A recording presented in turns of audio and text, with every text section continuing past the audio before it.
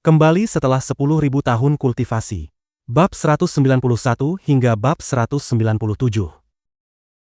Bab 191.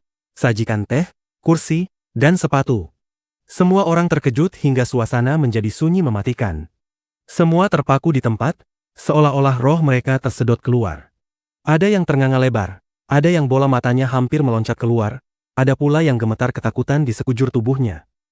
Jiang Taichu membunuhnya hanya dengan sepatu. Wei Feilong tidak menganggap kalimat itu lucu, justru ia sangat terkejut. Nada suaranya dipenuhi ketulusan dan ketidakpercayaan, seolah-olah sedang menghormati roh hantu. Perasaan di hati semua orang sangat rumit. 5 bulan lalu, Jiang Tian membunuh seorang guru besar tahap kesempurnaan agung di puncak gunung Jialuo, sehingga mereka sama sekali tidak percaya. 4 bulan lalu, Jiang Tian menyeberangi sungai Jiangnan untuk membunuh Wei Shuofeng, dan mereka semua mengira itu hanya keberuntungan semata. Banyak orang menebak bahwa tingkat kultivasi Jiang Tian hanya berada pada tahap kesempurnaan kecil, atau mungkin setengah langkah saja. Bahkan ada beberapa kultivator bela diri muda berdarah panas yang ingin membunuh Jiang Tian demi menjadikannya batu loncatan reputasi mereka. Klan Mo, keluarga Hong, dan para murid sekte yang memiliki dendam dengan Jiang Tian ingin segera menyingkirkannya.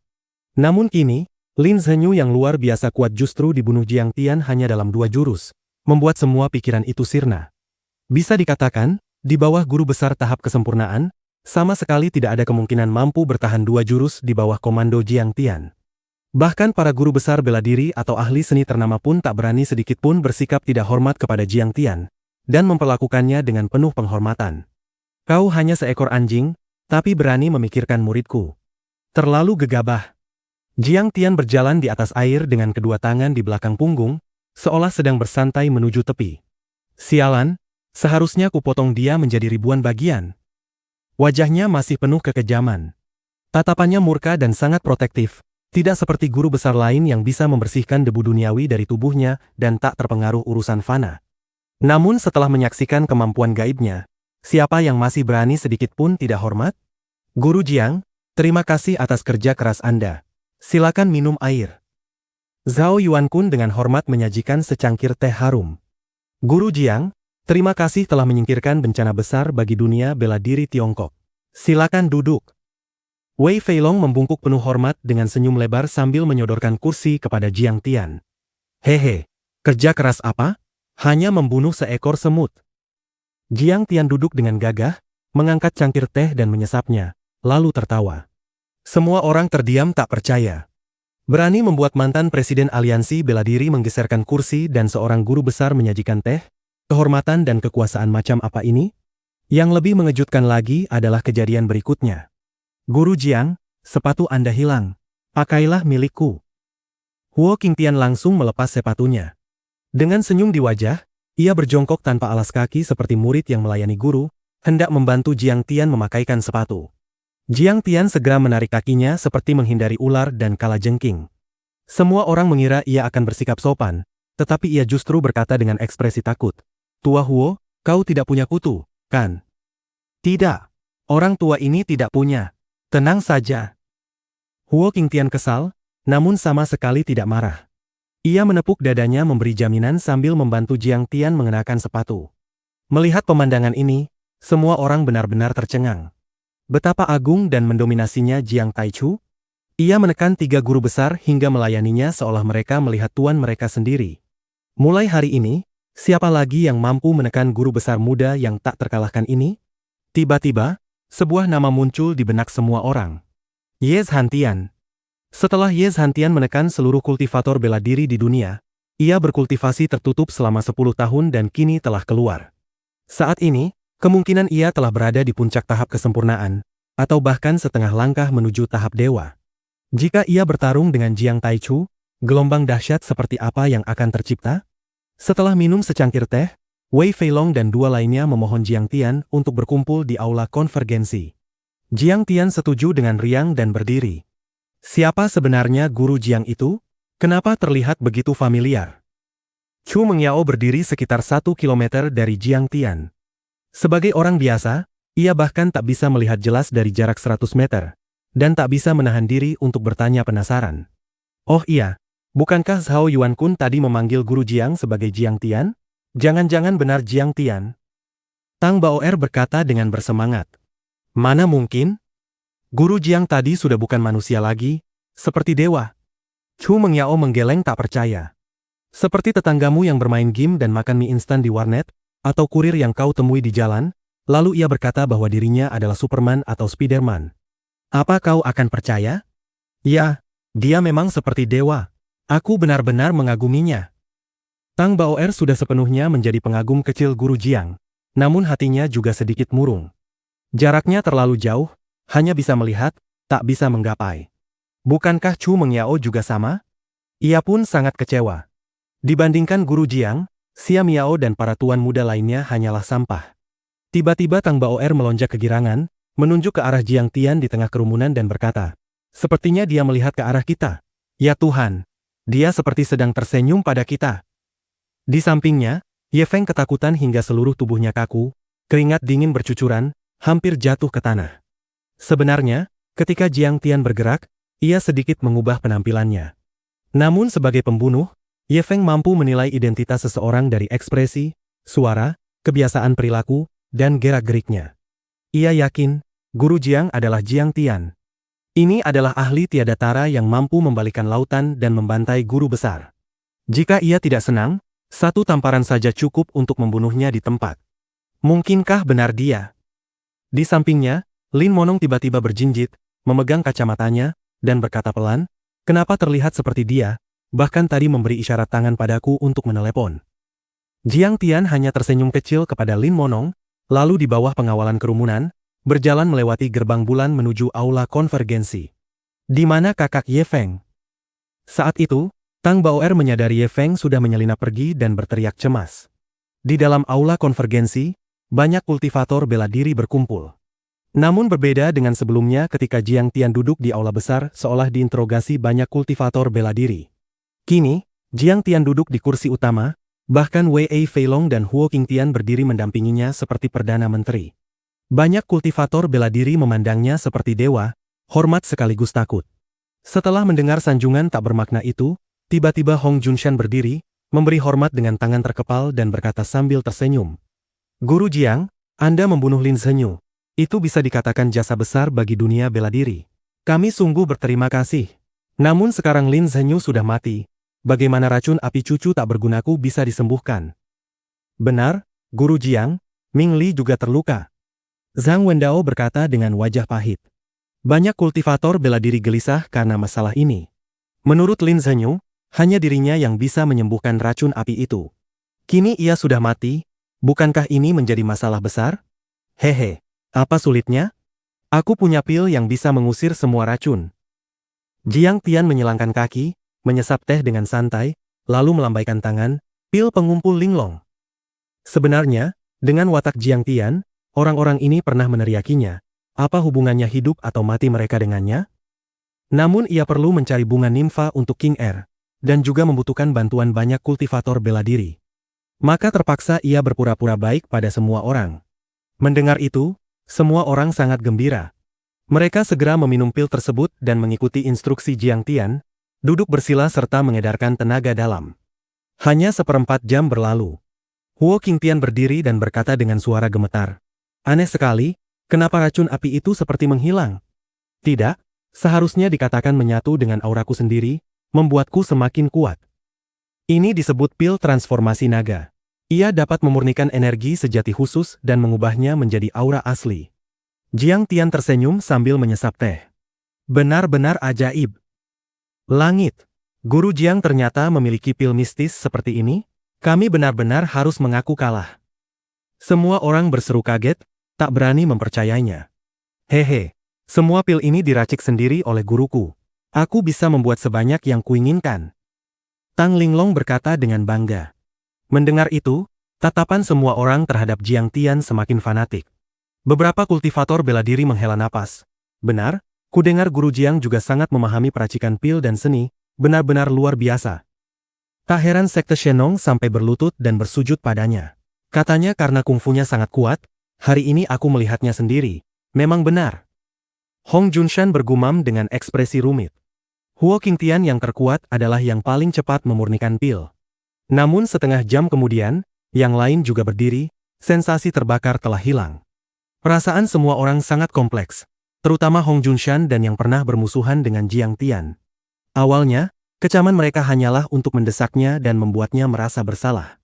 Namun kini, Jiang Tian membunuh dengan satu tangan dan menyelamatkan dengan tangan lainnya, sambil menunjukkan tingkat kultivasi super kuat dan kemampuan medis mendalam, membuat mereka tak lagi mampu membencinya.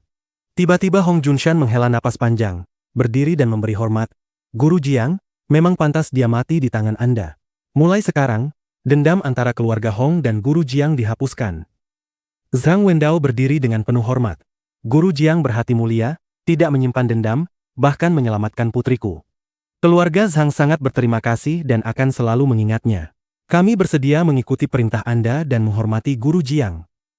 Sebenarnya, meski Jiang Tian tidak menyelamatkan mereka, mereka tetap takut pada kekuatannya. Mereka khawatir ia akan membalas dan membunuh mereka dengan satu kibasan jari. Kini setelah ia menyelamatkan mereka, itu sama saja memberinya jalan keluar. Seketika, semua kultivator bela diri berdiri, membungkuk dan memberi hormat kepada Jiang Tian, dengan ekspresi rendah hati atau penuh ketulusan. Melihat itu, Jiang Tian pun senang dan mengangguk puas. Seperti kata pepatah, jangan takut pada pencuri, takutlah pada pencuri yang terus mengincar. Walaupun ia berusaha menyembunyikan hubungannya dengan dunia sekuler, jika benar-benar diselidiki, semuanya tetap bisa terungkap. Jiang Tian tentu tidak takut pada para kultivator bela diri ini. Namun banyak temannya hanyalah orang biasa tanpa tingkat kultivasi. Jika musuh-musuh ini menyerang mereka, itu benar-benar merepotkan. Saat itu, Zhao Hao mendekati Zhao Yuankun dan membisikkan sesuatu di telinganya. Wajah Zhao Yuankun langsung dipenuhi kegembiraan tak percaya. Awalnya, putranya Zhao Hao terjebak pada tingkat kultivasi saat ini dan tak bisa maju sedikit pun. Namun setelah Jiang Tian memukulnya sekali, justru satu meridian terbuka, dan ia berhasil menembus satu tingkat. Ternyata orang tua ini benar-benar baik dan tulus. Di permukaan menghukum Zhao Hao, tetapi sebenarnya memanfaatkan kesempatan untuk membuka meridiannya. Seni bela diri ini, keterampilan medis ini, dan terutama kemurahan hati seperti ini. Zhao Yuankun begitu terharu hingga seluruh tubuhnya gemetar. Kekagumannya pada Jiang Tian tak lagi bisa diungkapkan dengan kata-kata. Melihat Jiang Tian dikelilingi dan dipuja para kultivator bela diri seperti bintang mengitari bulan, Huo Qingtian, Zhao Yuankun, dan Wei Feilong saling berpandangan dan berdiskusi pelan. Tiba-tiba Huo Qingtian berdiri, menyapu pandangan ke seluruh ruangan dan berkata, Guru Jiang, naga biru menelan matahari dan bulan, mengalahkan Lin Zhenyu dalam 3 jurus, tingkat kultivasinya jauh melampaui kami. Aku mengusulkan bahwa mulai hari ini, Guru Jiang akan menjabat sebagai Presiden Aliansi Bela Diri. Bab 192, jadi musuh naga sekalipun. Aku setuju. Jika Guru Jiang bersedia menjabat, aku akan sangat senang menerimanya. Zhao Yuankun adalah orang pertama yang berdiri. Aku juga setuju. Jika bahkan Guru Jiang tidak bisa menjadi Presiden Aliansi Bela Diri, lalu siapa lagi yang memenuhi syarat? Wei Feilong turut menyatakan dukungan. Aku setuju. Setuju. Kami bersedia mengikuti Guru Jiang, membangkitkan dunia bela diri Tiongkok, serta menegakkan keadilan dan ketertiban. Guru Jiang membenci kejahatan, sekuat naga. Jika beliau menjabat sebagai Presiden Aliansi Bela Diri, pasti akan membuka babak baru. Dengan para tetua memimpin, untuk sesaat banyak ahli bela diri berdiri satu demi satu, berebut menyatakan dukungan. Wajah mereka dipenuhi pemujaan, darah mereka mendidih. Mereka bersemangat seolah para pejuang gagah berani mengikuti Jiang Tian untuk menaklukkan dunia. Semua merasa Jiang Taichu terlalu dominan, sampai-sampai membunuh pemimpin lingkaran besar, Lin Zhenyu. Mereka berpikir jika ia menjadi Presiden Aliansi Bela Diri, maka negeri ini pasti akan damai dan tentram. Terlebih lagi, jika Jiang Tian memegang kendali Aliansi Bela Diri, daya gentarnya terhadap kekuatan luar negeri tentu tidak kecil, dan tak seorang pun akan berani menginvasi Tiongkok. Ya Tuhan, Presiden Aliansi Bela Diri berusia 25 tahun memimpin para pahlawan dunia. Zhang Mingli menatap dengan mata indahnya yang berkilat, tak percaya pada pemandangan di depannya. Teringat beberapa hari lalu Jiang Tian masih menjadi sasaran tekanan banyak orang. Jika dalam hidup ini aku bisa mencapai 1/10 keberhasilannya saja, maka hidupku tak akan sia-sia. Hong Hetu dan para kultivator bela diri generasi muda lainnya kini tak lagi menyimpan kebencian atau penghinaan terhadap Jiang Tian, bahkan tak memiliki semangat untuk bersaing dengannya. Sementara itu, Tang Linglong tampak penuh kebanggaan dan kegembiraan. Mereka semua adalah orang-orang Jiang Tian. Kini jika Jiang Tian menjadi presiden aliansi bela diri, bagaimana mungkin mereka tidak merasa bangga? Menghadapi tatapan penuh gairah dari banyak kultivator bela diri, Jiang Tian tersenyum tipis dan berkata, "Presiden aliansi bela diri, bagiku hanya sebuah nama dan beban. Aku benar-benar tidak tertarik. Jangan mempersulitku." Begitu kata-kata itu terucap, semua orang tercengang. Wajah mereka dipenuhi ketidakpercayaan. Di mata para kultivator bela diri, kedudukan presiden aliansi bela diri sangat tinggi, hanya di bawah kepala kelompok naga, Ye Zhantian. Tak terhitung berapa banyak pahlawan dunia yang mengerahkan seluruh tenaga demi naik ke tahta itu. Namun saat ini, didorong begitu banyak ahli bela diri, ia justru menolak mentah-mentah. "Guru Jiang, Anda tak perlu begitu rendah hati, kami semua tulus." Huo Qingtian mengira Jiang Tian hanya bersikap sopan. "Tidak, aku bukan sedang sopan, aku memang tidak tertarik." Jiang Tian menggeleng, wajahnya tenang. "Aku datang hanya demi pelatihan istri tercintaku, untuk mencari bunga nimfa." Di sampingnya, Wei Feilong tersenyum dan menambahkan, "Tuan Jiang, barusan aku juga sudah mengirim pesan ucapan selamat kepada Dewa Perang Ye Zhantian, memberi selamat atas keberhasilan Anda membunuh Lin Zhenyu dan menyingkirkan bencana bagi dunia bela diri Tiongkok. Ia juga berharap Anda dapat menjadi presiden aliansi bela diri dan berdiri sejajar dengannya." "Apa?" Ye Zhantian bahkan menyebut namanya. Bisa berdiri sejajar dengan Ye Zhantian, kehormatan macam apa ini? Sungguh. Banyak kultivator bela diri menatap Jiang Tian dengan keterkejutan, kekaguman, dan kecemburuan. Ia terasa seperti gunung tinggi yang tak terjangkau, jauh seperti bintang utara. "Hehe, Ye Zhantian boleh memberi saran, tapi aku juga boleh tidak mendengarkannya. Apa haknya memaksaku?" Jiang Tian sama sekali tak ambil pusing. Ia berdiri dan berkata ringan, "Seperti yang sudah kukatakan, jika ada kabar tentang bunga nimfa, segera beritahu aku. Linglong, ayo pergi." Melihatnya berjalan pergi dengan tangan di belakang punggung, semua orang tertegun. Wajah mereka dipenuhi ketidakpercayaan. Jabatan presiden aliansi bela diri, ia benar-benar tidak menginginkannya, terlalu bebas dan lepas. Jiang Taichu, berhenti di situ. Tiba-tiba, seorang gadis berseragam militer berdiri dan berteriak keras. "Ini pemimpin tim kelompok naga, Cao Jianjia." "Ya, murid paling menonjol dari keluarga Cao, murid langsung Ye Zhantian, tingkat kultivasi kesempurnaan agung kekuatan dalam." Beberapa orang mengenali wanita itu dan berseru. Pertemuan aliansi bela diri kali ini memang diselenggarakan oleh aliansi bela diri dan dipandu keluarga Zhao dari provinsi Gansu, tetapi secara diam-diam diawasi kelompok naga. Karena aliansi bela diri ingin menjaga citra sebagai organisasi sipil, Cao Jianjia tidak banyak menunjukkan wibawa sebelumnya. Namun sekarang, ia terpaksa melangkah maju. Dalam situasi di mana Ye Zhantian telah menyebut nama Jiang Taichu, penolakan jabatan itu tampak seperti tidak memberi muka kepada kelompok naga.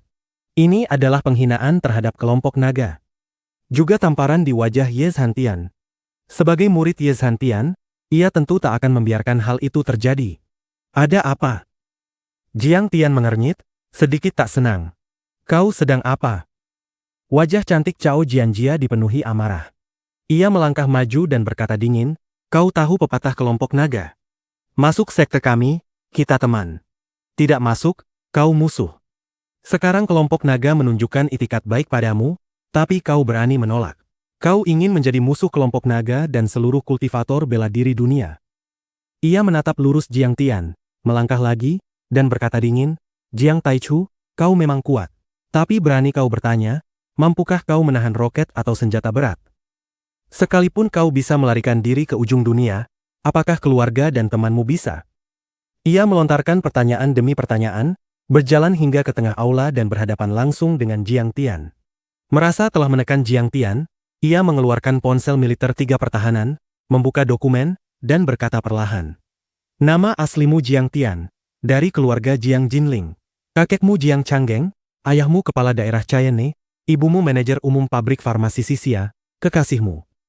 Sampai di sini, matanya berkilat, tersenyum menggoda. "Aku tak menyangka kakekmu punya latar belakang sehebat itu. Ternyata keluarga Zhang dari keluarga kaya." Senyumnya yang belum sempat berkembang langsung membeku. Karena sebuah telapak tangan putih giok tiba-tiba mencengkeram lehernya seperti penjepit besi. Cao Jianjia terkejut.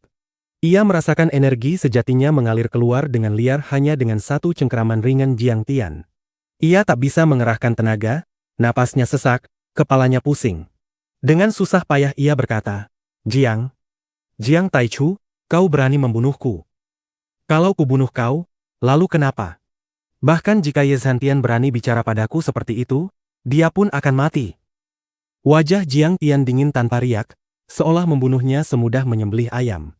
Guru Jiang, jangan marah. Wei Feilong ketakutan setengah mati dan segera maju membujuk. Guru Jiang, Cao Jianjia tak bisa dibunuh. Wajah Zhao Yuankun berubah pucat, tubuhnya gemetar. Banyak kultivator bela diri turut membujuk, takut Jiang Tian melakukan sesuatu yang tak bisa diselesaikan. Semua paham kata-kata Cao Jianjia memang kelewat batas. Seorang guru besar seperti naga, kartu truf seperti Jiang Tian yang berpeluang melihat tahap dewa, adalah eksistensi tertinggi. Jika ia membunuhnya, itu sepenuhnya akibat ulahnya sendiri. Namun statusnya terlalu sensitif. Terlahir dari keluarga jenderal terkemuka, memprovokasinya berarti bencana besar.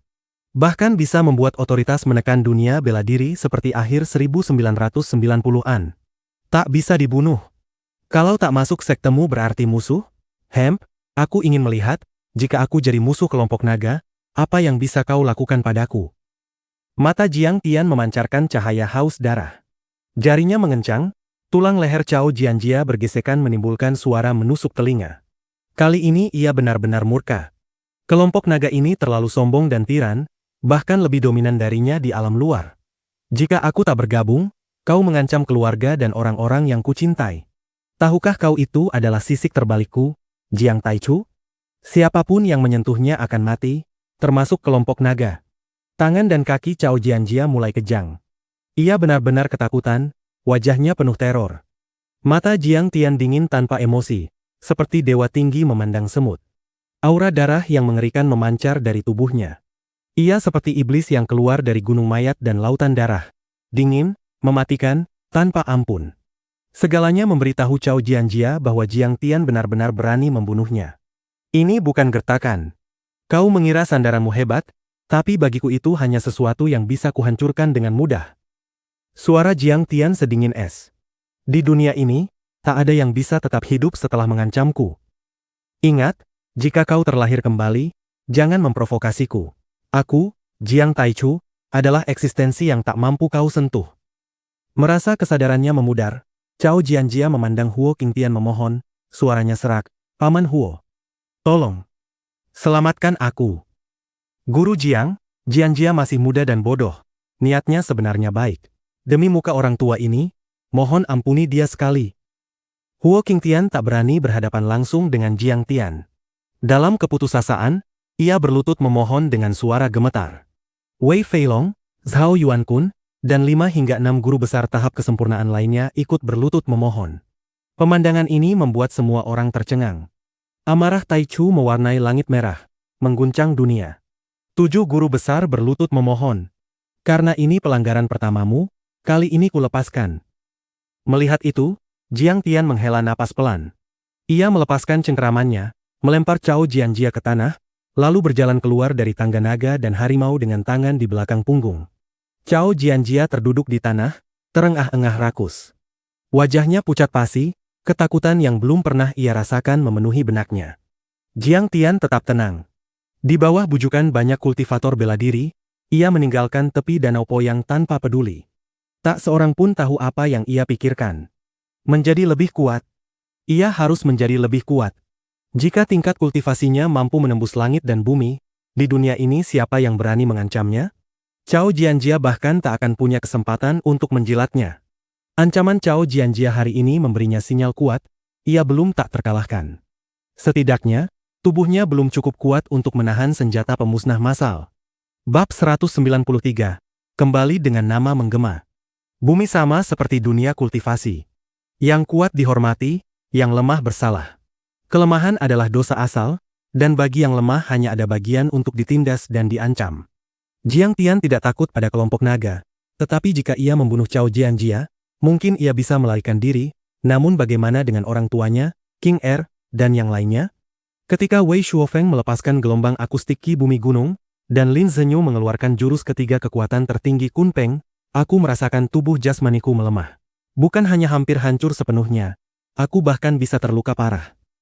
Duduk di dalam Mercedes yang melaju pulang, Jiang Tian menyipitkan mata memandang pemandangan yang melintas cepat di luar jendela, berpikir santai. Ini karena tubuhku hanyalah fisik biasa. Meski telah diperkuat teknik kultivasi, pada akhirnya tetap hanya embrio fana. Ekspresinya perlahan menjadi tegas, matanya berkilat seperti nyala api yang berkedip. Dalam rencana ini, hal pertama yang harus kulakukan adalah menemukan bahan untuk membentuk ulang tubuh dan membuka banyak kemampuan gaib. Saat itu, kekuatanku tak tertandingi, mampu mendorong ribuan pasukan, bahkan menghadapi artileri dan roket, tak takut pada senjata pemusnah massal modern, bahkan senjata nuklir. Kedua, aku harus membimbing keluargaku menapaki jalan kultivasi. Aku bukan hanya harus menjadi dewa abadi, aku juga harus membuat mereka setidaknya mampu melindungi diri. Memikirkan itu, ia mengeluarkan ponsel, melihat tanggal, dan bergumam. Pesta ulang tahun kakek akan segera dimulai. Jika ingin merebut kembali Jinlingku, mungkin ini kesempatan yang baik. Saat Jiang Tian masih dalam perjalanan kembali ke prefektur Lin, kabar bahwa ia membunuh pemimpin lingkaran guru besar luar negeri, Lin Zhenyu, telah menyapu seluruh dunia bela diri Tiongkok dan masyarakat seperti Topan Super, bahkan menyebar ke komunitas Tionghoa luar negeri. Sebelumnya, meski Jiang Tian memenggal Hong Tianzhao dari Provinsi Er, Mo Haoxiong dari Selatan Lima Pegunungan, serta Wei Shuofeng, reputasinya masih terbatas di Tiongkok Selatan. Namun Lin Zhenyu berbeda. Ia adalah nomor satu di seluruh lautan, pilar penenang negeri, terkenal di seluruh komunitas Tionghoa. Kini ia benar-benar mati, bahkan dibunuh oleh sepatu rusak seorang guru besar muda yang belum genap 30 tahun. Yanjing, Zhonghai, Asia Tenggara, Amerika Serikat. Banyak keluarga dan kekuatan besar memantau kabar ini dengan saksama. Sebuah nama yang mampu mengguncang langit dan bumi muncul begitu saja, mengejutkan semua orang. Jiang Taichu. Bahkan keluarga-keluarga di Dongyang, Eropa, dan Asia Tenggara telah mendengar tentang kendaraan lapis baja yang nyaris tak terkalahkan ini. Di pinggiran utara Yanjing, puncak Aschen dan Tianshan, markas kelompok naga. Seorang lelaki tua berusia sekitar 60 tahun dengan aura luar biasa, mengenakan jubah biru, duduk bersila di bawah pohon tua bermeditasi. Energi mengelilingi tubuhnya. Wajahnya setenang biksu tua yang bermeditasi, namun alisnya yang seperti pedang memanjang ke pelipis, penuh semangat kepahlawanan. Jika para petarung Tiongkok melihatnya, mereka pasti akan berseru hormat. Dewa Perang. Ye Zhantian. Tiba-tiba, seorang jenderal berjalan cepat mendekat dan berbisik di telinganya. Ye Zhantian membuka mata dalamnya dan menatap ke selatan. Setelah lama terdiam, ia tak tahu harus berpikir apa. Penatua Ye, apa yang harus kita lakukan? Tanya sang jenderal. Orang ini memiliki sisi benar dan jahat, sulit menilai kawan atau lawan. Selangkah maju, ia luar biasa dan tak tertandingi. Selangkah mundur, ia bisa menjadi jenderal yang baik. Usahakan menariknya, dan awasi dengan ketat. Tatapan Ye Zhantian dalam, ekspresinya serius. Ia berhenti sejenak lalu menambahkan, perhatikan dia bahkan lebih daripada kalian memperhatikan Qiao Bin atau Lin Zhenyu dulu. Siap. Jenderal terkejut, hatinya bergolak. Apa maksud penatua Ye? Ye Zhantian menyipitkan mata, memandang langit seolah ingin menembus kedalaman alam semesta, lama terdiam. Penatua Ye, tentang Jiang Taichu, ada instruksi lain. Ye Zhantian melambaikan tangan dan kembali menutup mata. Daun-daun kuning perlahan jatuh, halaman sederhana itu kembali sunyi. Setelah lama, terdengar suara lirih penuh kebingungan. Apakah dia manusia? Wilayah Yun, Desa 5 Harimau, tanah leluhur pisau gerbang patah 5 harimau. Beberapa hari ini Zhang Qitian memulihkan diri dengan hati-hati, meminum obat besar penguat tubuh, dan pulih cukup baik. Setelah menyelesaikan satu rangkaian teknik pedang, tubuhnya basah kuyup oleh keringat. Ia merasa pemahamannya terhadap seni bela diri semakin murni, hatinya penuh kepuasan dan ketenangan. 10 tahun belum terlambat bagi seorang pria membalas dendam. 10 tahun lagi, aku pasti akan melawan Jiang Taichu untuk menghapus rasa malu ini. Zhang Qitian menyarungkan pedangnya, wajah tegasnya penuh tekad, semangat juangnya berkobar. Kakak, ayah memanggil kita rapat. Ada kabar tentang Jiang Taichu. Zhang Mingli berjalan cepat mendekat. Ia juga ikut sidang umum Wufo? Apakah dia dipukuli sampai mati? Sayang sekali. Zhang Qitian menggertakkan gigi, makin bertekad, dan cepat memasuki aula rapat. Sepertinya kita benar-benar meremehkan kekuatan Jiang Taichu. Ia mungkin hanya selangkah lagi menuju tahap dewa. Setelah Zhang Wendao menceritakan semua yang terjadi di sidang umum Wufo, para petinggi tertegun, wajah mereka pucat. Seorang lelaki tua kurus yang duduk di kursi utama, guru tertinggi pisau gerbang patah 5 harimau, berbicara pelan. Pertempuran itu terlalu mengejutkan. Lin Zhenyu membunuh Li Tuofeng, menekan Huo Qingtian, lalu ditelan naga biru dan dibunuh dalam 3 jurus. Gelombang dahsyat terangkat, api berkobar membumbung, naga biru terkondensasi, kekuatan yang sepenuhnya melampaui guru besar. Dengan tingkat kultivasinya, bahkan Ye Zhantian pun mungkin harus berhati-hati. Sepertinya dalam hidupku aku takkan bisa mengejarnya. Wajah Zhang Qitian tersenyum pahit, hampir seperti menangis. Keputusasaan memenuhi matanya. Naga biru yang dikondensasi Jiang Tian untuk menelan racun api matahari bulan jelas memiliki kecerdasan sendiri. Itu adalah kondensasi fenomena di puncak seni bela diri, bahkan mungkin menyentuh tahap dewa. Bahkan jika ia berkultivasi 3 kehidupan pun, mungkin takkan mencapai tingkat itu. Lalu bagaimana mungkin masih memikirkan balas dendam? Terutama kau. Qitian, kau harus mengerti, di atas langit masih ada langit. Ke depan, hentikan sifat arogan dan emosionalmu. Zhang Wendao melihat ekspresi putranya dan mengerutkan kening, menekankan kalimat itu. Aku mengerti. Zhang Qitian merasa jiwanya tersedot, tak berdaya, wajahnya makin pucat. Jika musuh masih bisa dikejar, ia masih memikirkan balas dendam. Namun musuh terlalu kuat, hanya bisa dipandang dari kejauhan. Dendam yang penuh gairah kini lebih dingin daripada kotoran sapi di musim dingin. Mata sang guru berkedip tak pasti lama sekali. Tiba-tiba ia menepuk meja, berdiri, dan berkata berat. Sudahlah. Yang terlalu kuat mudah patah. Jiang Taichu terlalu kuat, kita hanya bisa menghindarinya. Mulai sekarang, orang-orang keluarga Zhang harus mundur jika bertemu Jiang Taichu, tunjukkan rasa hormat. Ya, guru besar. Semua anggota keluarga Zhang membungkuk serempak, hati mereka penuh rasa campur aduk. Keluarga Zhang hanya bisa menelan pahitnya, menekan emosi jauh di dasar hati. Jiang Tian tak tertandingi. Bahkan Lin Zhenyu dibunuh dalam 2 jurus. Kini mereka hanya bisa mencubit hidung dan menerimanya. Dia begitu cepat menjadi orang terkuat di bawah Ye Zhantian. Di bawah panggung, Zhang Lang si pisau ganas yang hadir dalam rapat itu tertegun. Tak percaya, seperti dalam mimpi. Beberapa bulan lalu, di matanya Jiang Tian hanyalah salah satu guru besar biasa. Kini, ia bisa disebut guru besar nomor 1 di bawah tahap dewa, bahkan layak disandingkan dengan Ye Zhantian. Pada saat yang sama, keluarga Huo dari Dataran Tengah, Provinsi Provinsi Gansu, Sekte Tang, dan banyak klan bela diri lainnya saling menyampaikan kabar dan membahas langkah. Namun pada akhirnya, mereka sepakat satu hal. Bisa menjadi teman Jiang Taichu adalah yang terbaik. Jika tidak bisa, jangan pernah menjadi musuhnya. Sejak itu, nama Jiang Taichu menggema di seluruh dunia bela diri Tiongkok. Satu pertempuran cukup untuk menempatkannya di puncak daftar ilahi, guru besar nomor 1. Namanya tersohor ke seluruh dunia. Saat ini, Jiang Tian telah kembali ke prefektur Lin dan tiba di Villa Raja nomor 1. Rumah, bagaimanapun, adalah tempat paling hangat. Seperti perahu kecil yang melewati badai besar dan akhirnya bersandar di pelabuhan yang damai. Begitu Jiang Tian melangkah ke halaman, ternyata penatua Tang sudah memimpin 3 putra keluarga Tang, Ye Gufeng, Zheng Jiusuan, Long Wu, Yao Zhenghao, serta banyak tokoh kuat dari utara menunggu.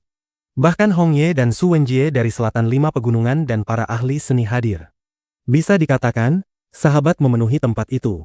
Guru Jiang. Selamat kepada Guru Jiang yang kembali dengan kejayaan besar. Melihat Jiang Tian kembali, semua orang maju menyambut, membungkuk penuh hormat, kegembiraan dan semangat di wajah mereka. Kenapa kalian semua di sini? Jiang Tian cukup terkejut. Saat berangkat, ia bersikap rendah hati. Hanya penatua Tang dan beberapa orang yang tahu. Ia tak menyangka begitu banyak orang menunggunya. Kami memberi selamat kepada Guru Jiang. Penatua Tang begitu bersemangat hingga tubuhnya gemetar tak terkendali. Dengan penuh ekstasi ia berkata, selamat kepada Guru Jiang atas kemenangan dan mengguncang dunia. Ini peristiwa besar. Ia sudah menerima kabar bahwa banyak wilayah militer dan kelompok berusaha menarik Jiang Tian. Karena ketenaran Jiang Tian, Identitasnya sebagai drakonis juga makin diperhatikan petinggi. Tang Weimin telah dipindahkan ke kota Yang dan diangkat sebagai sekretaris komite kota, masuk jajaran komite tetap provinsi. Apalagi kekuatan Tang Linglong kini melonjak pesat. Bergabung dengan drakonis bahkan kelompok naga hanyalah perkara mudah. Semua orang sangat bersemangat. Sejak pertempuran itu, tak seorang pun berani memprovokasi wilayah selatan 5 pegunungan. Mengenai hal itu, Jiang Tian hanya menggeleng, malas menanggapi.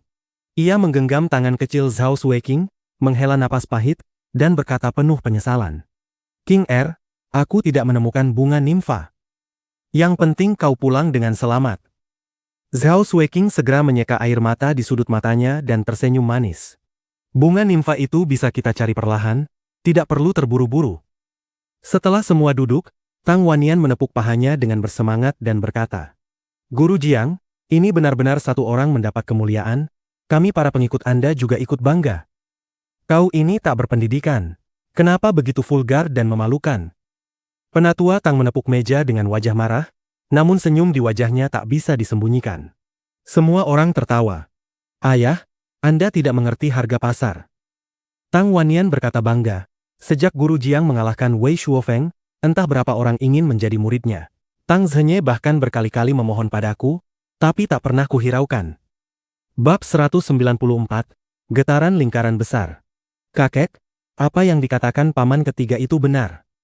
Yao Zhenghao juga menambahkan, Tang Xiaoze juga sudah berkali-kali memohon padaku, tapi tetap tak bisa jadi anjing pengikut. Tang Wannian menepuk pahanya dan tertawa keras. Sekarang Guru Jiang sudah membunuh Lin Zhenyu, betapa mulia dan mendominasinya itu. Tentu makin banyak orang yang ingin jadi anjing pengikut Guru Jiang. Kerumunan kembali meledak dalam tawa. Nyalakan petasan. Keluarkan kembang api. Yao Zhenghao dan Tang Wannian bahkan membawa petasan keluar pintu untuk dibakar. Melompat-lompat bersorak seperti dua bocah saat tahun baru. Melihat itu, penatua Tang menggeleng sambil tersenyum pahit, lalu berkata dengan wajah serius. Guru Jiang, perkara ini sangat penting, tidak bisa dianggap enteng. Penatua Tang menjembatani dunia militer dan dunia bela diri, mengurus urusan keluarga dan urusan publik. Ia sudah lama menjadi sosok yang licin dan bijaksana. Ia tahu, meskipun keperkasaan Jiang Tian mengguncang dunia, ia juga telah menyinggung cukup banyak musuh. Dengan sifat Jiang Tian yang bebas dan tak terkendali, tentu ia tak peduli pada musuh-musuh itu. Namun sebagai bawahan Guru Jiang, mereka harus mampu membaca situasi dan membantu menyelesaikan sebagian konflik. Mengundang pihak-pihak yang pernah bermusuhan untuk minum bersama, memanggil Jiang Tian sebagai saudara, menyampaikan beberapa kata sopan atas nama Jiang Tian, mengubah permusuhan menjadi persahabatan, itulah jalan terbaik. Lupakan saja. Bagi Jiang Tian, itu tidak perlu. Bagaimanapun, saat itu ia sudah memberi mereka cukup banyak pil untuk menetralisir racun api. Guru Jiang, kenapa tidak berkumpul saja? Tenang, semuanya akan diserahkan pada keluarga Tang. Kami tidak akan membuat Anda khawatir. Penatua Tang tersenyum. Sebentar lagi ulang tahun kakekku. Sudah 3 tahun aku tidak pulang. Kali ini, apapun yang terjadi, aku harus pergi. Kilatan kerinduan muncul di mata Jiang Tian, suaranya tenang. Bukan 3 tahun, melainkan 10.000 tahun. Di antara generasi ketiga keluarga Jiang, Jiang Tian adalah yang paling disayang. Di kehidupan sebelumnya, saat Jiang Tian diusir dari keluarga, ia sangat membenci kakek dan bahkan tidak sempat menemuinya untuk terakhir kali. Ketika mendengar kakek hampir meninggal, kesadarannya sudah kabur, di ranjang sakit ia terus memanggil nama Jiang Tian. Bisa dikatakan, kakek meninggal dalam penyesalan dan kebencian. Di kehidupan ini, saat aku kembali, aku pasti akan membuatmu panjang umur dan hidup tanpa penyesalan. Oh, bakti adalah yang utama. Kami mengerti keputusan Guru Jiang. Semua orang segera mengangguk, hati mereka bergejolak. Ulang tahun Jiang Changgeng. Ini kesempatan langka untuk menjilat Jiang Tian. Las Vegas, pecinan, kasino internasional Portugal Jing. Lampu terang benderang, mobil mewah seperti hujan, para penjudi seperti awan. Menara setinggi lebih dari 88 lantai itu menusuk langit seperti panah permata yang tajam.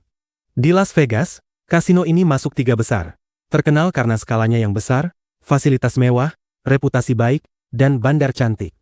Ini adalah tempat emas bagi para penjudi terbesar dunia, tempat penuh hasrat, dengan perputaran dana puluhan juta dolar setiap hari. Namun hanya mereka yang memahami dunia bawah tanah yang tahu, Ini adalah markas lingkaran besar pertama yang terkenal di luar negeri. Huhuhu. Sebuah helikopter Marine One berputar di atas gedung dan perlahan mendarat. Helikopter ini sama seperti yang dirancang khusus untuk Presiden Amerika Serikat. Produksi terbatas dari perusahaan pesawat Sikorsky, harganya mencapai $4 juta, mampu mengangkut 20 orang. Fasilitasnya mewah, menjadi rebutan para orang kaya. Pintu kabin terbuka, seorang pria berambut pirang bermata biru, tampak seperti bangsawan dengan usia sulit ditebak, melangkah keluar. Ia sangat tampan, elegan dan anggun. Jika orang dunia mode atau kalangan atas melihatnya, mereka pasti akan berseru kaget. Ia adalah pangeran dari sebuah negara di Eropa Barat, memiliki beberapa merek mewah di bawah namanya. Namun saat ini, auranya menggetarkan. Kilat dan api berkilat di matanya, membuat orang tak berani menatap langsung. Di belakangnya mengikuti pria dan wanita berpakaian elit bisnis. Para pria tinggi besar, aura mereka bergelora, tatapan mereka seperti kilat, jelas bukan orang biasa. Para wanita berasal dari berbagai ras, tubuh mereka montok dan memesona, bahkan ada 2 bintang besar Hollywood. Pria pirang itu memimpin mereka masuk ke lift lantai atas. Para penjaga berbaju hitam menundukkan kepala dengan hormat. Dewa Matahari Abolwo benar-benar datang ke markas. Sepertinya sesuatu yang besar terjadi. Para penjaga berbisik, wajah mereka serius. Dengan identitas gandanya, ia bukan hanya penanggung jawab wilayah Eropa, tetapi juga salah satu dari 12 penguasa dunia adidaya barat, sekaligus pilar istana ilahi Eropa. Di dunia luar, ia selalu tampil sebagai pangeran, diam-diam mendukung misi lingkaran besar di Eropa, jarang berhubungan langsung. Kali ini ia datang sendiri, memberi kesan badai akan datang. Kudengar kali ini para pemimpin berbagai zona tempur juga hadir. Aku bahkan melihat He Yuan KR tadi. Benar-benar seperti arang hitam. Seorang penjaga tertawa. Jakes, diam. Kau tak tahu He Yuan KR paling benci orang membicarakan warna kulitnya. Pemimpin penjaga menggeram, kalau dia dengar, kau akan dicabik-cabik. Membayangkan tubuh He Yuan KR yang seperti gunung, Jakes langsung bergidik dan menutup mulut. Melihat sosok Abolwo menghilang di lift, semua orang penuh kecurigaan dan keterkejutan. Begitu banyak tokoh besar berkumpul, bahkan saat ritual leluhur tahunan pun jarang terjadi. Peristiwa apa yang sebenarnya sedang terjadi? Abolwo turun dari lantai atas dan memasuki ruang rapat besar bergaya klasik Tiongkok. Banyak petinggi lingkaran besar sudah hadir. Pangeran William, kau terlambat. Seorang lelaki tua lusuh mengenakan setelan tang duduk di kursi utama berkata tak senang. Yang mulia Tuan ke-6 Fen, jangan salahkan aku. Selain membantu lingkaran besar, aku juga harus membantu istana ilahi. Kau tahu, ada vampir di London baru-baru ini, aku baru saja bertarung dengan mereka. Abolwo duduk santai, mengambil cerutu kubah mahal di meja. Dengan jentikan jari, api muncul di ujung jarinya. Banyak orang kuat di ruangan itu, tetapi kebanyakan berdiri hormat. Hanya 8 orang duduk, termasuk 7 pemimpin besar lingkaran besar. Ketujuh raksasa itu masing-masing menguasai wilayah besar, dan mengendalikan kekuatan bawah tanah beberapa negara. Ada pria dan wanita dari berbagai daerah dan klan. Aura mereka bergelora seperti laut dalam. Ada yang tajam seperti pedang Tehunus, ada yang berat seperti gunung, ada yang dalam seperti danau besar. Jika bukan pengguna kemampuan khusus, maka mereka adalah kultivator aneh. Dalam hal kekuatan, mereka tak kalah dari Tiongkok. Lingkaran besar muncul dari era 1950, 1970, telah memiliki sejarah 70 tahun. Orang kuat berkumpul, ahli seperti hutan.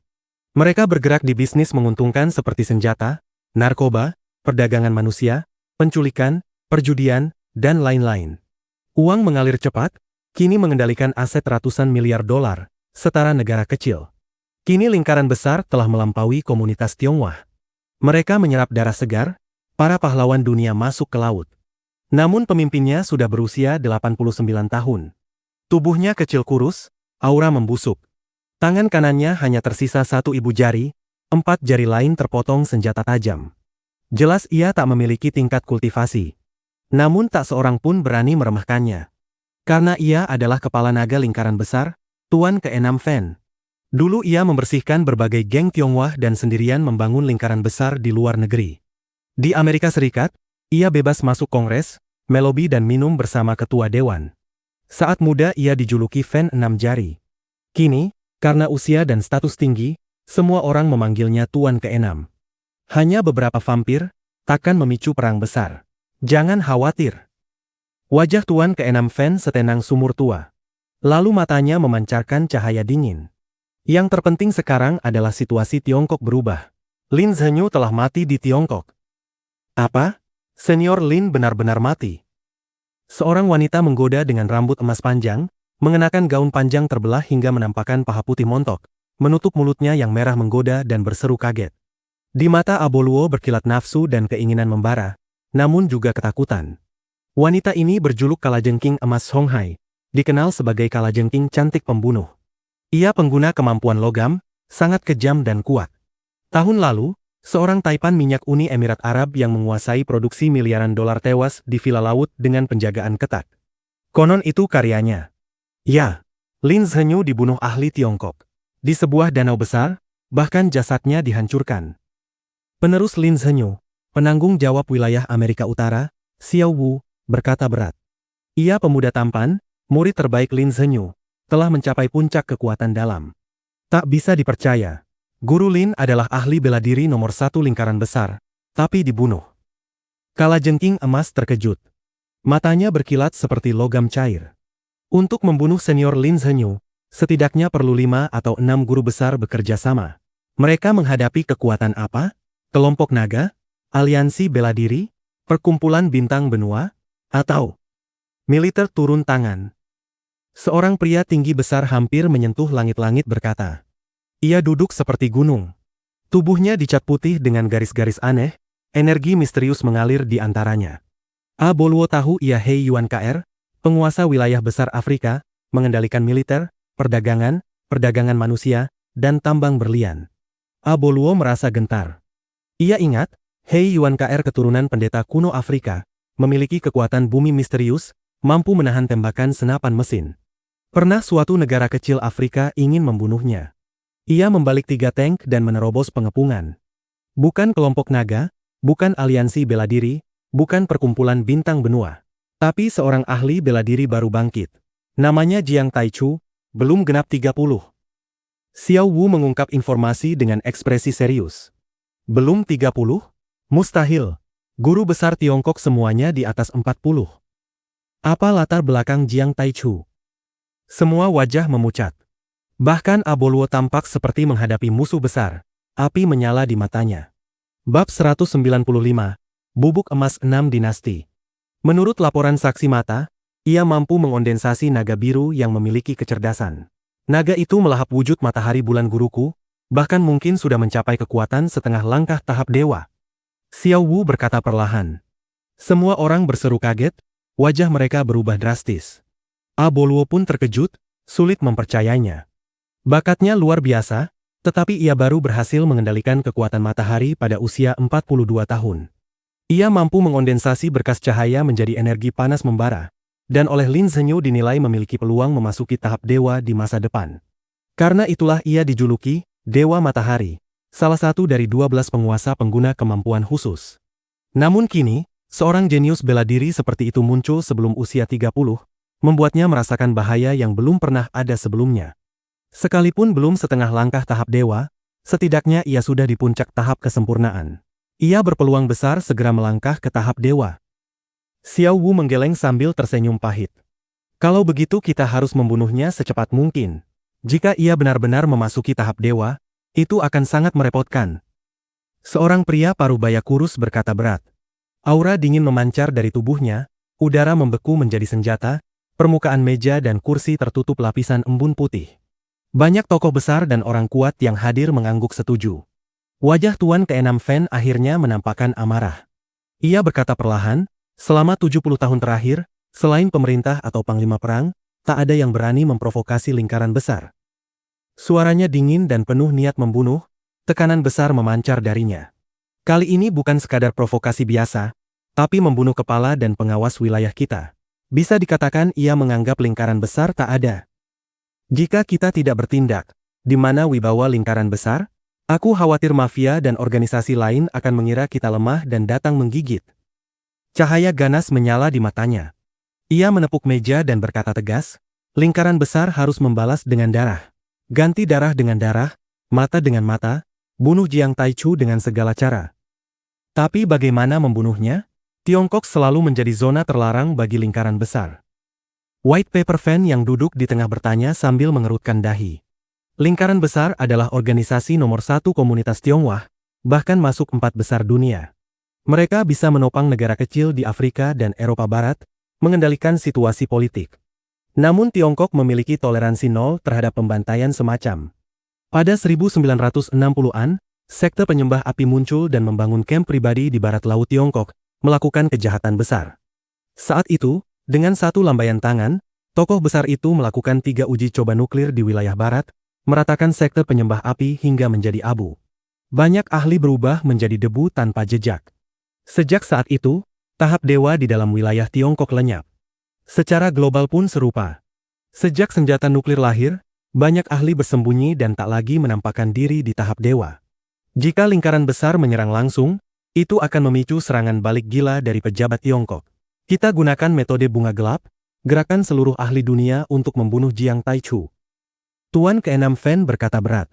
Yang disebut bunga gelap adalah hadiah buruan rahasia dan ilegal. Identitas pemberi dana dirahasiakan, seorang perantara terpercaya menyebarkan kabar, siapapun yang membunuh target akan dibayar. Berapa besar hadiah bunga gelap yang akan Tuan ke-6 keluarkan? Xiao Wu bertanya. 500 juta dolar AS. Wajah Tuan ke-6 Fan setenang sumur tua saat mengucapkan angka itu. Semua orang terkejut. Inilah kemegahan lingkaran besar. Satu bunga gelap bernilai 500 juta dolar AS, cukup membuat seluruh dunia bawah tanah bergolak. Hadiah sudah diumumkan.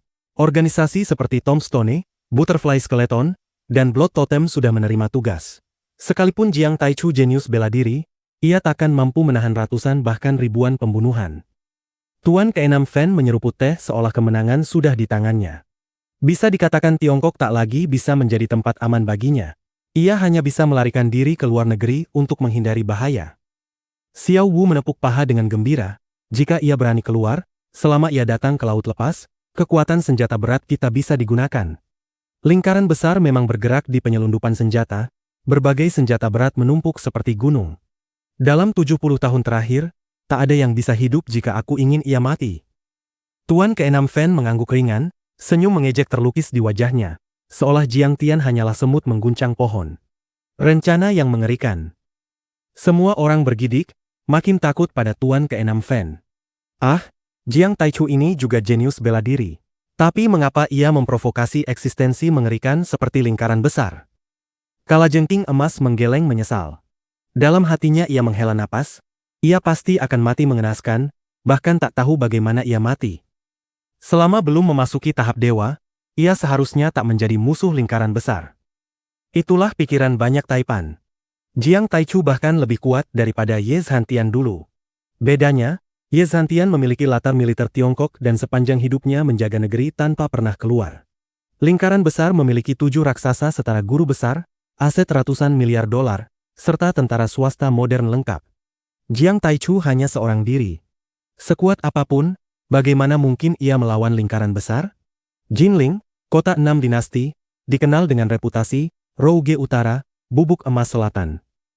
Budaya dan peninggalan berlimpah di Jiangnan, di bawah sungai Qingxi yang putih, kipas daun persik, keindahan bernama Shu, tak terhitung dalam sejarah. Beberapa tahun terakhir ekonomi berkembang pesat, gedung-gedung tinggi modern berdiri, berpadu dengan situs bersejarah terkenal. Wisatawan dari seluruh negeri datang silih berganti. Zhang Wanqing telah lama bekerja di Jinling dan sebelumnya membeli sebuah villa kecil. Di ruang tamu, Jiang Tian dan keluarganya minum teh dan mengobrol. Ye Ziwei juga hadir. Kita harus menyiapkan hadiah ulang tahun untuk kakekmu. Jiang Zixing berkata sambil menyeruput teh. Ya, dulu hadiah kita selalu ditertawakan. Wajah Zhang Wanqing tampak serius dan tak rela.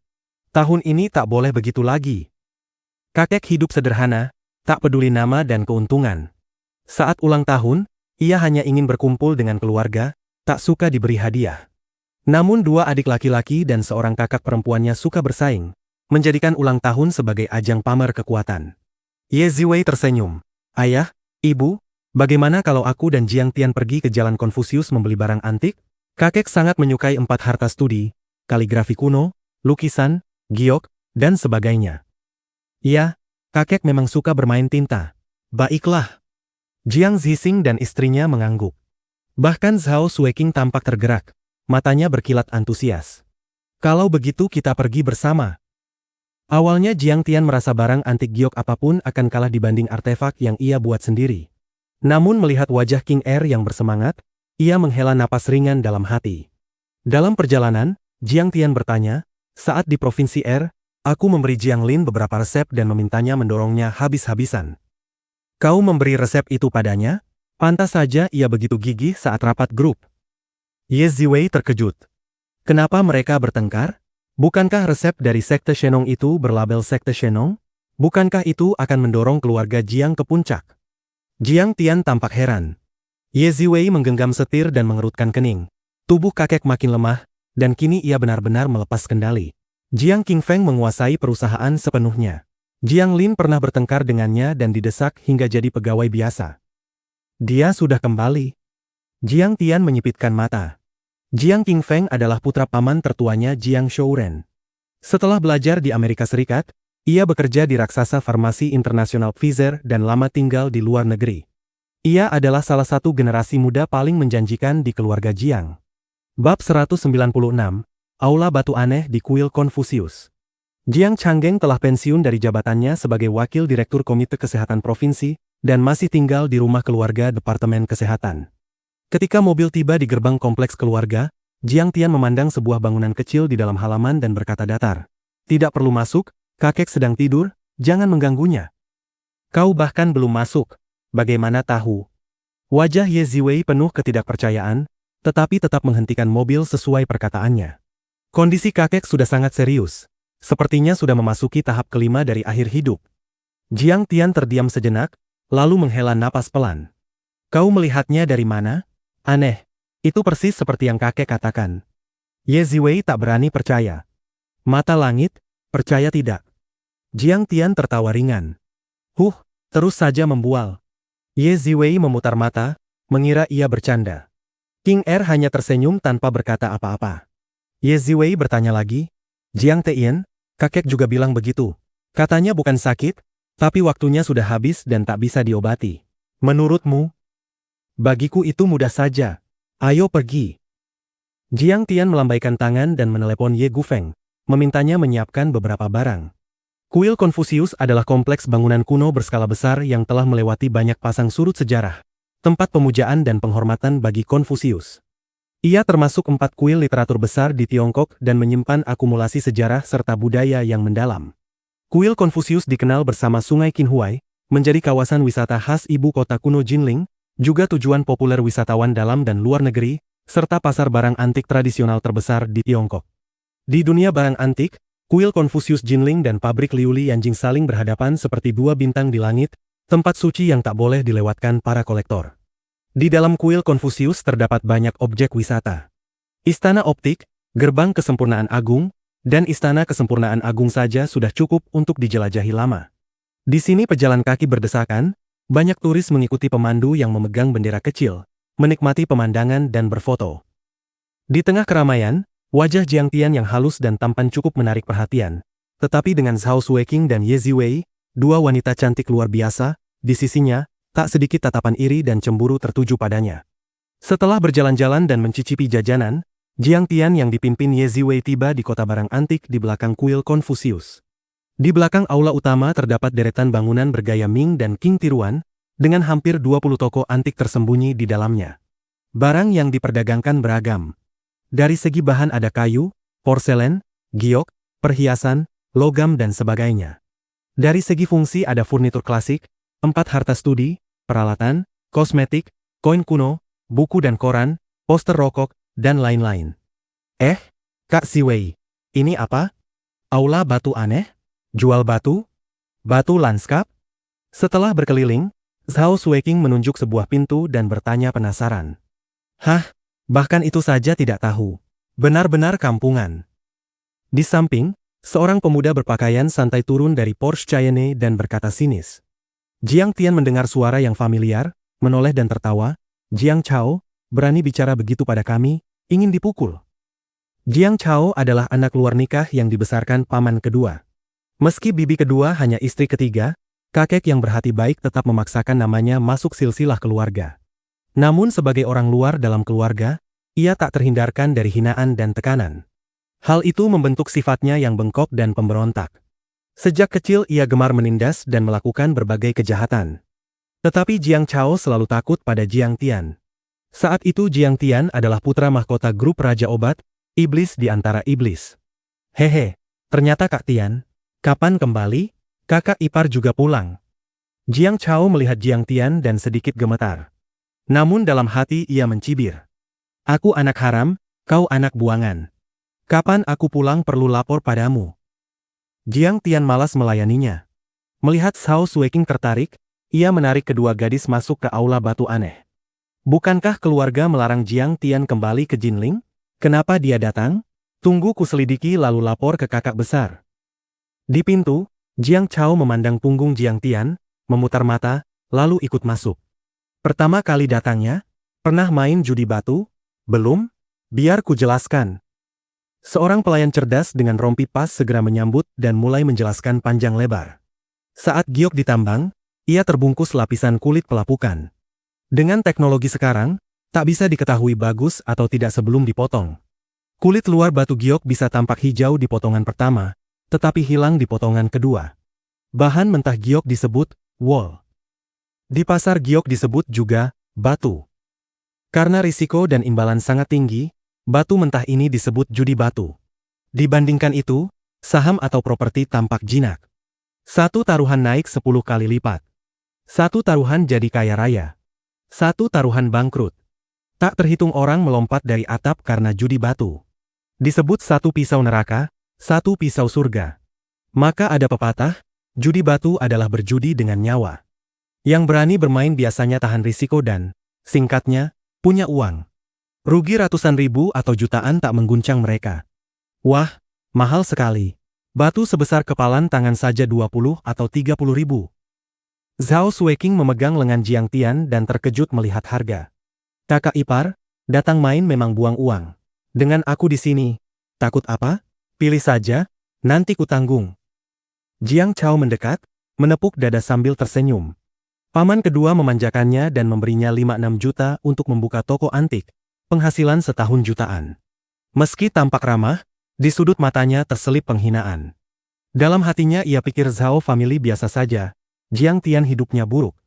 Padahal nilai aula batu aneh saja puluhan juta, tetapi Jiang Tian tak peduli.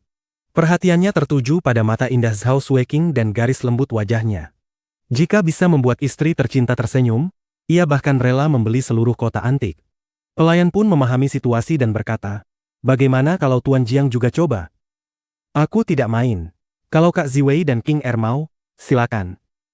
Ia datang hanya untuk menemani mereka bersenang-senang. Baginya judi batu bukan tantangan. Mata langitnya sudah terbuka di tahap transformasi tubuh, mampu menembus segalanya. Lagi pula ia tak kekurangan uang. Melihat ia menolak, pelayan itu terkejut. Biasanya pria punya ambisi tinggi dan suka judi batu. Ia mencoba lagi, Tuan, ada bahan setengah jadi, sudah dibuka jendela dan terlihat giok, peluang naik besar. Mau coba?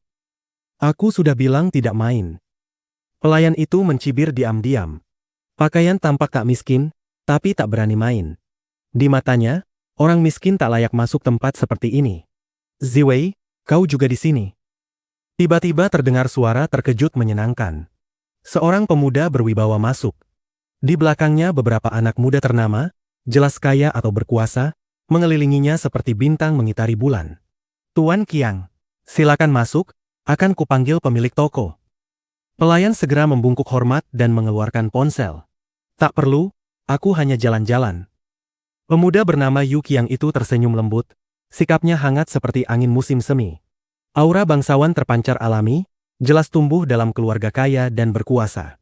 Ia sopan, rendah hati, tak seperti generasi kedua yang suka pamer. Tuan Qiang, tak sangka bertemu di sini, saya fans setia Anda. Jiang Chao berlari seperti anjing setia melihat tuannya, penuh sanjungan. Yu Qiang adalah tuan muda papan atas, mampu menekan Chen Bo dan San Hao. Ayahnya pernah bertugas di militer. Setelah pensiun menjabat di Komite Politik dan Hukum Jinling, mengendalikan ratusan ribu polisi provinsi. Setelah lulus sekolah seni terkenal, Ia mendirikan perusahaan perdagangan seni dan dalam waktu singkat meraup miliaran, pencapaiannya melampaui seluruh grup Raja Obat. Jiang Chao, fans apa? Aku bukan bintang. Kau main dengan sepupumu. Yu Qiang tersenyum, lalu mendekat ke Ye Ziwei. Ziwei, kapan tertarik judi batu? Ah, cuma lihat-lihat. Ye Ziwei tersenyum tipis, menggandeng lengan Jiang Tian dan berjalan ke samping. Kilatan tajam melintas di mata Yu Qiang. Ia berkata datar. Ini. Saudara Jiang Tian. Bab 197. Judi kecil. Benar. Wajah Ye Ziwei dingin seperti es. Ia menjaga jarak ribuan mil darinya, bahkan tak menoleh lagi. Wanita ini benar-benar sombong, bahkan tak memandang Tuan Qiang. Cari mati. Beberapa tuan muda di samping tampak marah, namun hanya berani mengumpat dalam hati. Jiang Chao juga memberi isyarat pada Ye Ziwei agar lebih ramah pada Yu Qiang. Di Jinling, Yu Qiang yang baru sekitar 30 tahun bisa dikatakan menjadi idaman banyak gadis ternama. Lamaran hampir menumpuk di ambang pintu keluarga Yu. Namun Yu Qiang tak pernah memandang mereka. Ia selalu terobsesi pada Ye Ziwei, mengejarnya dengan sungguh-sungguh. Tapi Ye Ziwei begitu dingin, tak pernah bersandiwara di hadapannya, bahkan tak sudi melirik. Keluarga Jiang hanya bernilai 2 miliar lebih sedikit, dan kini hanya Jiang Shouren yang menopang di dunia pejabat, itu pun sekadar wakil inspektur Departemen Kesehatan, bukan posisi penting. Di Jinling mereka hanya kelas menengah, sedangkan keluarga Yu masuk 10 besar. Di bagian mana Yu Qiang tak layak? Yu Qiang hanya bisa tersenyum pahit, lalu menatap Jiang Tian beberapa kali. Kudengar perasaan Ye Ziwei pada adik angkat ini luar biasa. Apa sebenarnya pesona bocah ini? Wajahnya memang tampan dan kulitnya bagus, tetapi tak memiliki aura dan wibawa tuan muda kaya. Dan kudengar ia selalu tak berguna, bahkan membawa malapetaka besar pada keluarga Jiang. Mengapa Ziwei begitu terpesona? Jiang Tian, mau coba judi batu? Kalau mau, aku bisa mengajarimu. Yu Qiang tersenyum. Mengajariku? Kau punya kualifikasi apa? Bicara besar tanpa malu. Jiang Tian berkata dingin. Jiang Tian punya kesan tentang Yu Qiang, tetapi tak pernah menyukainya. Meski bukan penjahat besar, ia picik dan sempit hati. Saat Jiang Zixing dipenjara karena fitnah, ia dan Kak Ziwei pernah mencari Yu Qiang untuk meminta bantuan. Namun Yu Qiang yang terbakar cemburu justru memperlihatkan wajah dingin dan liciknya. Ia mengejek Ye Ziwei, menyebutnya buta dan bodoh. Bukankah sekarang baru tahu kekuatanku? Sudah terlambat? Jiang Tian masih ingat perjalanan pulang itu. Ye Ziwei menangis sepanjang jalan, merasa terhina dan bersalah. Bahkan sempat ingin menyerahkan diri pada Yu Qiang demi menyelamatkan ayah angkatnya. 10.000 tahun pun tak menghapus rasa tak senang Jiang Tian saat mengingatnya. Berani sekali kau bicara begitu pada Tuan Qiang. Tuan Qiang baik hati. Anak ini pasti makan bubuk mesiu, cari mati. Semua wajah berubah. Jiang Chao hampir pingsan ketakutan. Bocah ini gila? Berani bicara seperti itu pada Yu Qiang? Sudahlah. Beberapa teman hendak meledak marah, tetapi Yu Qiang mengangkat tangan menghentikan mereka. Ia belum menyerah pada Ye Ziwei. Dengan nada sabar ia berkata, Jiang Tian, judi batu itu butuh keahlian. Tanpa dasar 10 tahun, kau tak akan dapat apa-apa. Kalau tak belajar sedikit, semua uang akan sia-sia. Benar, Tuan Qiang sudah bertahun-tahun di dunia judi batu, dibimbing guru. Pilihan batu Tuan Qiang selalu tepat, dijuluki, sekali tebas satu kata. Para tuan muda menjilat dan memandang Jiang Tian dengan hina. Jiang Tian tersenyum tipis. Kalau begitu, berani bertaruh denganku. Jiang Tian, kau gila? Bertaruh judi batu dengan Tuan Qiang. Jiang Chao terbelalak. Apa yang tak berani? Apa hebatnya dia? Jiang Tian tersenyum. Jiang Chao memandangnya seolah berkata, kau mati. Yu Qiang tertawa keras. Jiang Tian, aku sudah dengar kau arogan dan semena-mena. Hari ini terbukti. Ia mencibir, tapi kau bahkan tak tahu dasar judi batu. Dengan apa kau bersaing denganku? Kalau tersebar, orang akan bilang aku menindasmu. Beberapa tuan muda mencemooh. Benar, Tuan Jiang ini matanya tajam sekali. Bos Tang dari aula batu aneh datang dan tertawa. Di rumah Tuan Qiang ada pabrik ukir giok, biasanya ia memilih bahan. Ia sudah memotong lebih dari 10.000 batu mentah, hampir tak pernah salah. Bahkan para pemilik toko lain mengakui seleranya. Semua makin memandang rendah Jiang Tian. Sudahlah, Jiang Tian, jangan impulsif. Ye Ziwei menarik lengan bajunya. Ia tahu Jiang Tian luar biasa, tetapi dalam judi batu ia tak pernah bersentuhan. Namun Jiang Tian tetap tenang. Siapa dia sampai membuatku marah? Dibanding aku, dia akan kalah sampai tak punya celana. Beberapa tuan muda murka. Tuan Qiang, bertaruhlah. Hancurkan kesombongannya. Jiang Tian, mau bertaruh apa? Tanya Yu Qiang. Kita tak batasi harga batu mentah. Pilih bebas. Semua menatapnya seperti orang gila. Baik, Jiang Tian, kau memang gila. Yu Qiang melempar kunci mobil ke meja batu dan tertawa. Kalau mau bertaruh, bertaruh besar. Jika aku kalah, Aston Martin V8 Vantage baruku jadi milikmu. Kalau kau kalah. Ia melirik Ye Ziwei dan tersenyum licik. Biarkan Ziwei makan malam denganku. Wah, Tuan Qiang keren. Dia pasti tak berani, kan? Kalau kalah berarti kirim kakaknya. Semua bersorak. Baik, aku terima. Jiang Tian tersenyum ringan. Apa? Kau benar-benar bertaruh? Yu Qiang tak percaya, lalu tersenyum puas. Baik, mulai pilih batu. Ia bahkan tak lupa tersenyum pada Ye Ziwei, yakin akan menang. Siapa berani bertaruh dengan Tuan Qiang? Ah, pendatang baru. Pertama kali datang sudah bentrok, pasti uangnya kebanyakan. Orang-orang berdatangan menonton. Bos Tang mendampingi Yu Qiang memilih batu dengan kaca pembesar. Dunia judi batu penuh jebakan. Banyak pemalsuan. Bisa diwarnai, diisi timah agar berat, atau dilapisi tipis giok di jendela setengah jadi. Terlihat harta karun, dibelah ternyata papan putih. Di toko Bos Tang pun ada batu palsu, tetapi karena hubungan baik dengan Yu Qiang, tentu ia membantu memilih batu bagus. Hanya dari sini Yu Qiang sudah unggul. Tuan Qiang, bahan setengah jadi ini bagus. Sudah terlihat es tinggi, airnya dalam, tak terlihat dasar. Bos Tang menunjukkan batu bernilai 1 juta.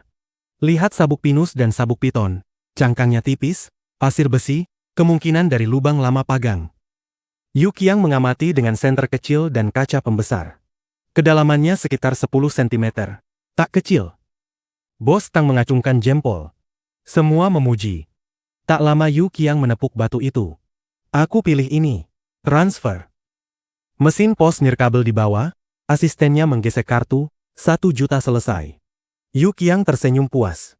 Jiang Tian, batu mana pilihanmu? Jiang Tian menyapu pandangan lalu berjalan ke arah batu taman di sudut halaman.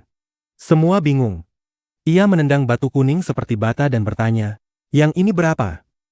Pelayan tercengang. Itu bukan batu mentah, hanya batu lanskap, mustahil ada giok. Hahaha.